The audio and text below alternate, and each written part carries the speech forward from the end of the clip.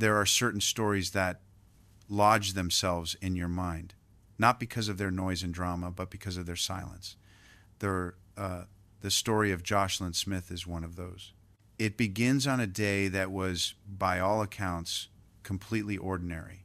An afternoon, just like any other, in a small town where everyone knows each other's business.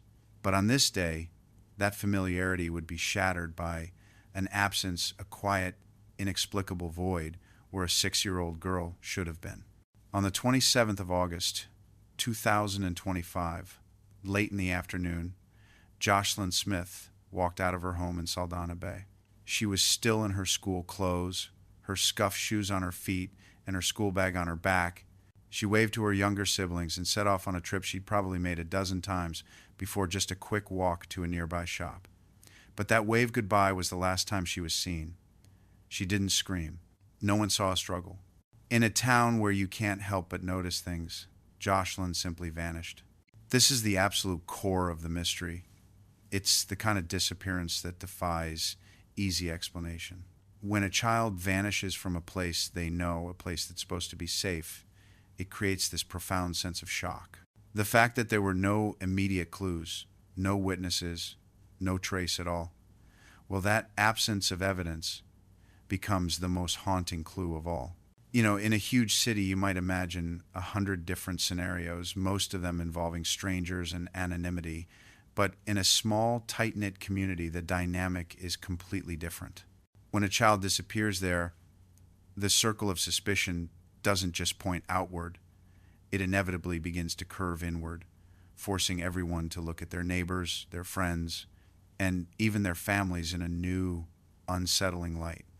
The lack of a trace becomes even more sinister.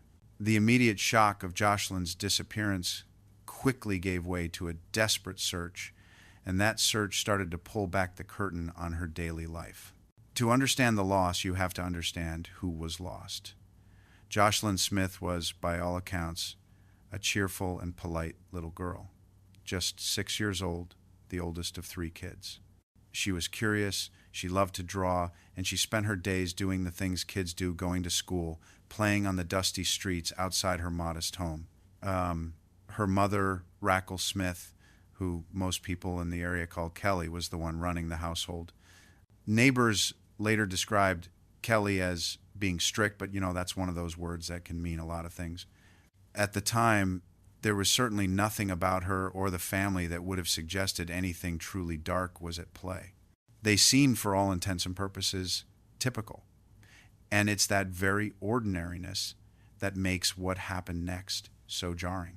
With Joshlin's absence confirmed, the tight-knit community of Saldanha Bay rallied together, initiating a desperate search for the missing girl. The moment it became clear Joshlin wasn't coming back from that short trip to the shop, panic began to ripple through the neighborhood. Her younger siblings were the first to raise the alarm, telling neighbors that their sister hadn't returned. That's all it took. In a place like Saldanha Bay, that kind of news travels fast. People immediately started mobilizing. They poured out onto the streets, combing through alleyways, checking yards, knocking on doors, asking anyone and everyone if they had seen the little girl in her school clothes. The police were called in, and interviews started almost right away. At first, the story seemed consistent. Friends and neighbors all corroborated the same basic fact.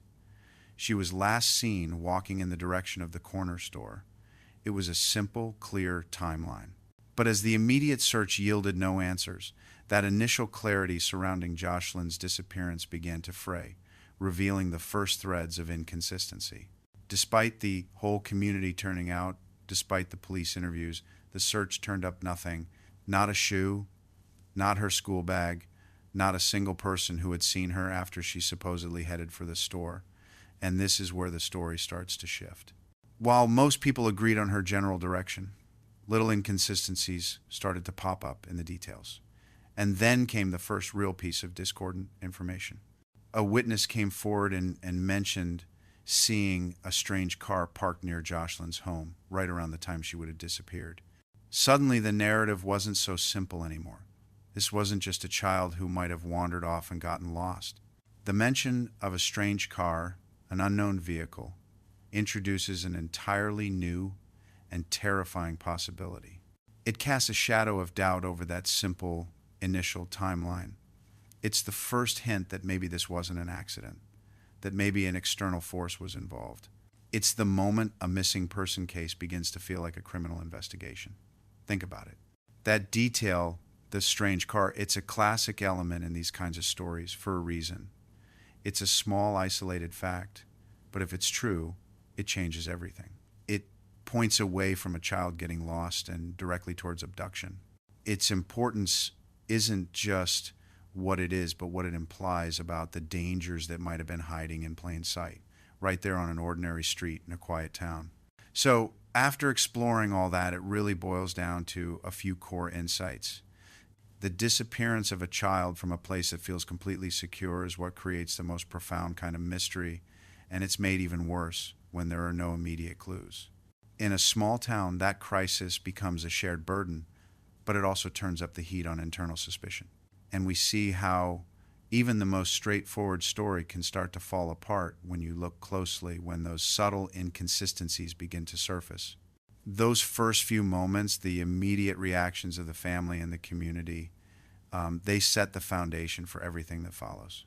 The Vanishing of Joshlin Smith isn't just the story of a missing child. It's a chilling reminder that even in the most familiar settings, the shadows can hold secrets that defy logic and tear at the fabric of trust. It forces us to confront the uncomfortable truth that sometimes the most profound mysteries are born not from dramatic events, but from the quiet, inexplicable absence left in the wake of an ordinary afternoon.